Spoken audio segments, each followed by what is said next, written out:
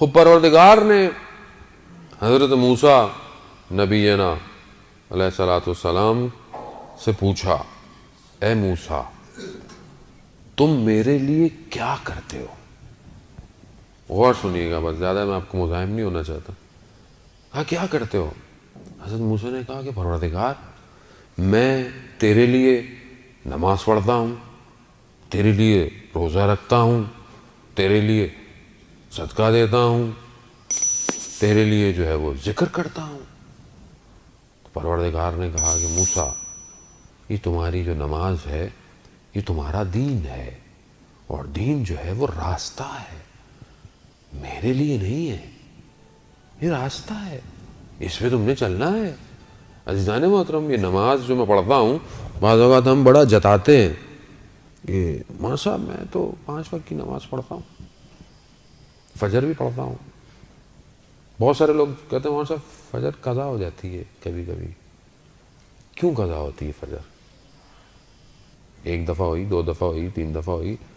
اب اگر آپ ایک روڈ پہ جا رہے ہوں اور ہر دفعہ آپ کو کیمرے کی لائٹیں پڑتی رہیں تو تیسری دفعہ تو آپ کو برابر والا بولے گا بھائی جب پتہ ہے یہاں لائٹ پڑنی ہے تو گاڑی ہلکی کر لو. گاڑی ہلکی کرتا ہوں کہ نہیں کرتا؟ یا گزرنا چھوڑ دیتا ہوں میں وہاں سے، بھائی یہاں سے نہیں جانا، یہاں کے کیمرے بڑے خطرناک ہیں. نماز قضا ہو رہی ہے، میں سوچتا کیوں نہیں ہوں کیوں قضا ہو رہی ہے نماز میری؟ نماز کمال نہیں ہے، جتا نہیں رہا کہ میں نماز، نہ نماز میرے لیے ضروری ہے. عزیزان محترم، نماز پروردگار نے میرے لیے بنائی ہے، میری بقا کے لیے بنائی ہے.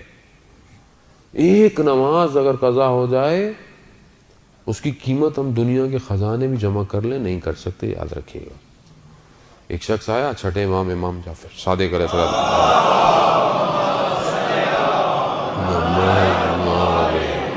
امام کی خدمت میں آیا کہ مولا میں سفر پہ تجارت پہ جانا چاہتا ہوں، استخارہ دیکھیں.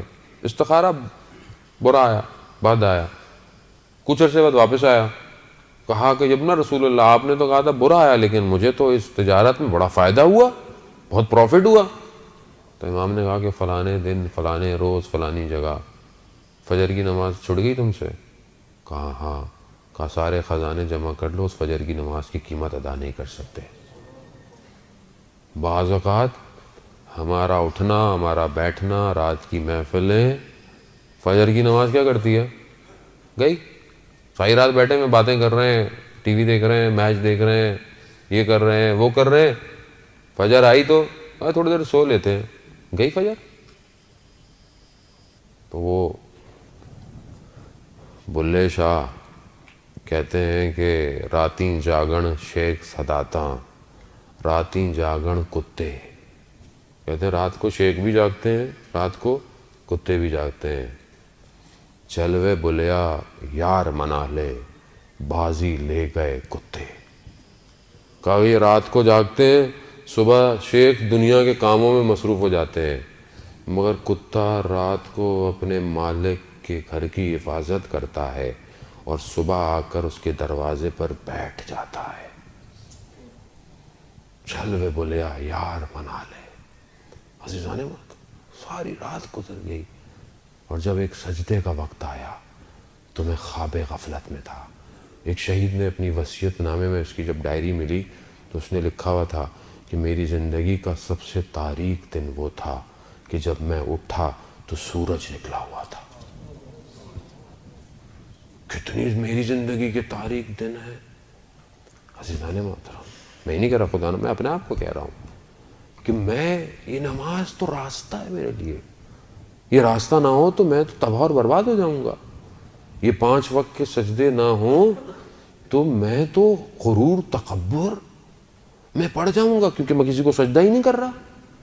میں سجدہ کروں گا تو مجھے میری اوقات نظر آئے گی کہ میں ہوں کیا. اسی لیے پروردگار کو ساری عبادتوں میں سب سے بہترین عبادت کے سب سے بہترین جز میں سب سے بہتر سجدہ لگتا ہے.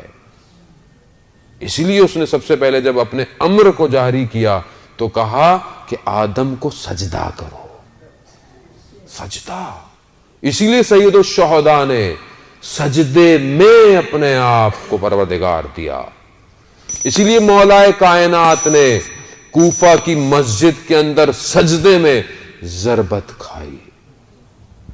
بتایا دنیا کو کہ دیکھو سجدہ مہم ہے اور ہم خود مخلوق ہیں اس کی، اسی لیے اس کو سجدہ کر رہے ہیں۔